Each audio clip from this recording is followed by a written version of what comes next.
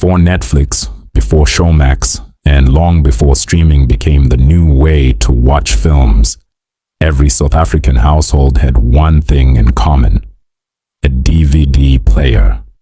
In the 2000s, that silver box sat proudly in the lounge, hooked up to the TV, and next to it, a stack of discs. These weren't just movies. They were treasures, swapped between friends, sold in taxi ranks, and watched over and over again until the covers wore out. And in almost every stack, without fail, you'd find a gangster movie. These weren't the polished Hollywood blockbusters that everyone saw in cinemas. These were homegrown stories, raw and unapologetic, filled with characters that felt like people we knew, neighbors, cousins, even ourselves. The slang, the clothes, the soundtracks, everything about them screamed South Africa. Watching them wasn't just entertainment. It was a cultural experience.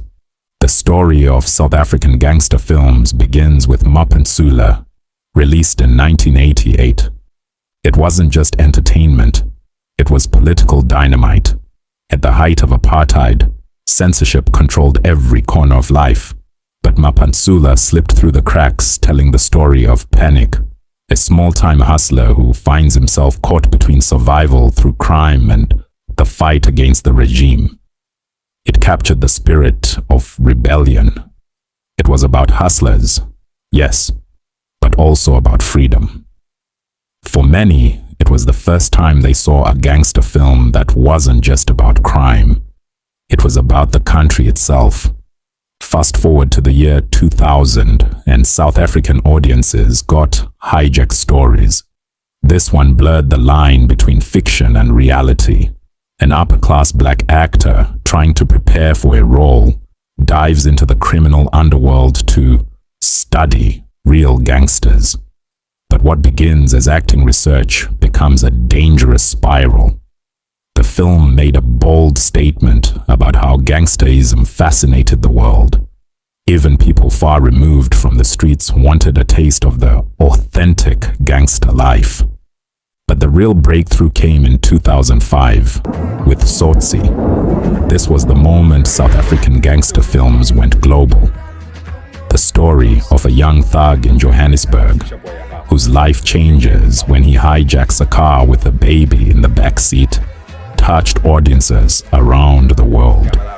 It wasn't just about gang violence. It was about redemption, humanity, and the possibility of change. Tsotsi won South Africa its first Oscar for Best Foreign Language Film. Suddenly, the world wasn't just watching Hollywood's gangsters, they were watching ours. If Tsotsi gave us prestige, Jerusalema in 2008 gave us swagger, also known internationally as Gangster's Paradise. Jerusalema, the film followed Lucky Kunene, a hustler with dreams bigger than his township beginnings. From running car hijackings to pulling off property scams in Johannesburg, Lucky became South Africa's own Tony Montana, a Scarface figure with township roots. Stylish, gritty, and filled with unforgettable lines, Jerusalema wasn't just a movie. It was an anthem. People quoted it, copied the fashion, and vibed with the soundtrack. It captured the feeling of post-apartheid hustle, where ambition was high but morality was blurred. By this point, gangster movies weren't just ruling cinemas, they were ruling DVD collections everywhere. In 2011, 31 Million Reasons dropped, based on a real heist that had shocked the nation. South Africans love a good heist story, and this film delivered the tension, the action, and the sense of living on the edge. 2 years later, Four Corners took us deep into the Cape Flats, where gang culture wasn't just a backdrop, it was daily life. The story of a young chess prodigy caught between his talent and the pull of gang life hit hard because it was real. It showed that gangsterism didn't just take lives, it stole futures. The The Cape Flats became a character in itself, showing audiences the harsh realities of communities trapped in cycles of poverty and crime. 2013 also gave us iNumber. This film, about two cops who go undercover with a gang planning a cash-in-transit heist, was fast-paced and slick. It had the flavor of international thrillers, but was rooted in South African grit.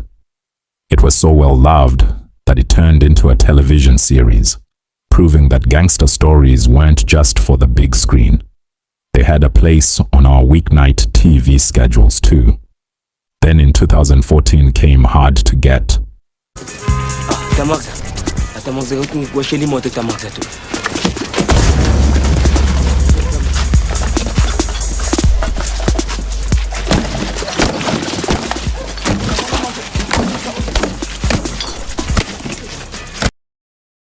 A film that mixed gangster energy with a love story, packed with action, fast cars, and a romance on the run. It showed how the gangster aesthetic could bleed into other genres, keeping the style alive even when the story wasn't strictly about crime. And then there was the underground world of direct-to-DVD films like Umlazi Gangster. These weren't polished productions with big budgets. They were raw, often shot quickly and cheaply, but they spoke directly to Township audiences. You could buy them at the taxi rank or on the street corner, and they became cult classics. For many, these films felt more real than the big cinema hits. They carried the slang of the streets, the fashion of the people, and the music that played in the taxis every day. So why did gangster films resonate so deeply with South Africans? Because they reflected reality. They showed the danger of crime, but also the reasons behind it. Poverty, inequality, broken families, and the hunger to survive. They gave us villains, yes, but also heroes, anti-heroes, and characters who looked like us, spoke like us, and lived where we lived. They also shaped culture in ways we often forget. The slang of these movies seeped into everyday conversation. The fashion, leather jackets, all-star sneakers, gold chains, defined a generation. The soundtracks mixed Kwaito, hip-hop, and house, becoming the background music of Township life. These movies weren't just reflecting culture, they were shaping it. And perhaps their biggest legacy was how they transformed South African television. The grit of Mapantsula lived on in Yizo Yizo, a show that shocked audiences with its raw portrayal of township schools. The energy of Jerusalema and iNumber inspired TV dramas like Zone 14, which mixed soccer and gangsterism into primetime viewing. Even today, shows like Shaka Ilembe, though set in a different era, carry the same grit, rawness, and unapologetic storytelling that gangster films pioneered.